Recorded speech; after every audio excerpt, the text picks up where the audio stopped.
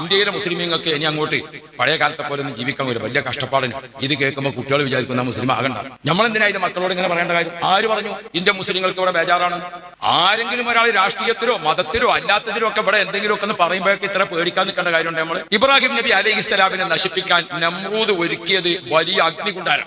ആളി കത്തിയിട്ട് ആകാശത്ത് തൊട്ടില്ലെന്ന രീതിയിൽ പറക്കുന്ന പക്ഷി ജറക് കരിഞ്ഞിട്ട് താഴെ പോകും. അങ്ങനത്തെ തീയാണ് ഇബ്രാഹിം നബിക്കെതിരെ ഒരുക്കിയത്. അങ്ങനെ ഇസ്ലാമിനെ നശിപ്പിക്കാൻ ഒരുങ്ങിയിട്ട് ഇന്ന് ഖലീലുല്ലാഹി നബി ഇബ്രാഹിം ആ പേര് കേൾക്കുമ്പോഴേക്ക് ലോകത്ത് സിന്ദാബാദ് എന്ന് പറയാൻ 200 കോടി ജനങ്ങളുണ്ട്.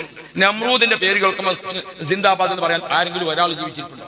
മൂസാ നബി അലൈഹിസ്സലാമിനെതിരെ അതിശക്തമായിട്ട് രംഗത്ത് വന്നത് ആരാണ്? ഫിർഔൻ ലഅനത്തുല്ലാഹി അലൈഹി. ആരാണ് ഫിർഔൻ? ഞാനാണ് ഏറ്റവും വലിയ പടച്ചോൻ. ഇനി വേറൊരു അള്ളേ റബ്ബ് വെക്കണം, ഇന്റെ താഴെ അല്ലാതെ ഇന്റെ മേലെ അല്ല.